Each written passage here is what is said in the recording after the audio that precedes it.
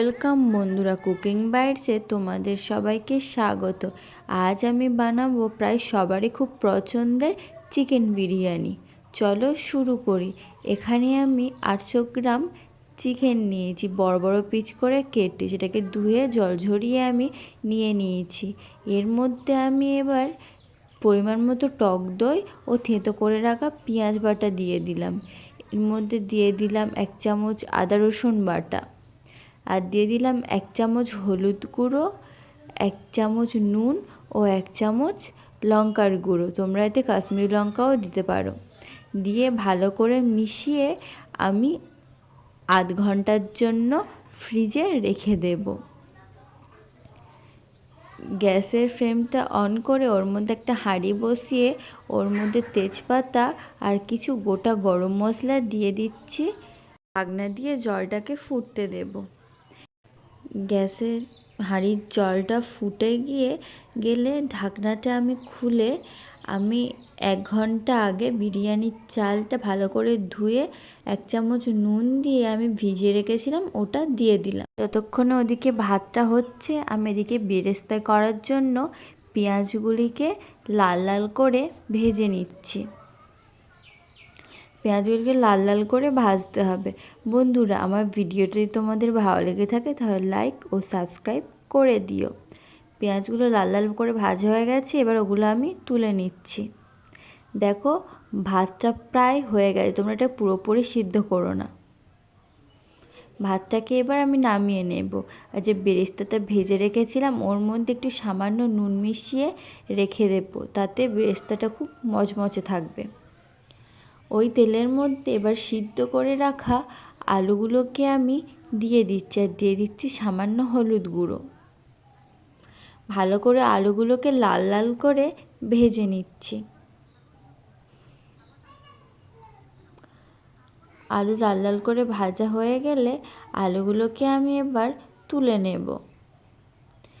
নিয়ে ওই তেলের মধ্যে 2টো তেজপাতা আর কিছু গোটা গরম মশলা দিয়ে দেব। দিয়ে এবার সেই ম্যারিনেট করা চিকেনটা আমি দিয়ে দিলাম কড়াইয়ের মধ্যে। দিয়ে ভালো করে আমি এটাকে কষিয়ে নেব। এটাকে ভালো করে আমি কষাতে থাকবো। দেখো, চিকেন থেকে কতটা তেল ছেড়ে আসছে, চিকেনের কালারটাও চেঞ্জ হয়ে গেছে। চিকেন বিরিয়ানি কার কার ভালো লাগে কমেন্টে জানিও কিন্তু। চিকেনটাকে আমি ভালো করে কষিয়ে নিচ্ছি। ওদিকে কিন্তু ভাতটাকে আমি নামিয়ে নিয়েছি, ঠান্ডা হওয়ার জন্য আমি রেখে দিয়েছি। এবার চিকেনটার মধ্যে কষানো হয়ে গেলে আমি জল দিয়ে চিকেনটা আমি ঢাকনা দিয়ে দেবো সিদ্ধ হওয়ার জন্য। কিছুক্ষণ পর ঢাকনা খুলে দেখো চিকেনের কালারটা কত সুন্দর এসছে। এবারে গ্রেভিটা আমি একটু গায়ে গায়ে করে নেব। এবারের মধ্যে ভেজে রাখা আলুগুলো দিয়ে দিচ্ছি, দিয়ে একটু ফুটিয়ে নিচ্ছি যতক্ষণ না গ্রেভিটা মোটা হয়ে আসছে। এবার এর মধ্যে সামান্য বিরিয়ানির মশলা দিয়ে দিলাম, দিয়ে একটু ভালো করে নাড়িয়ে চাড়িয়ে নিলাম। এবার গ্যাসের ফ্লেমটা অফ করে দেবো। আমার চিকেনটা হয়ে গেছে।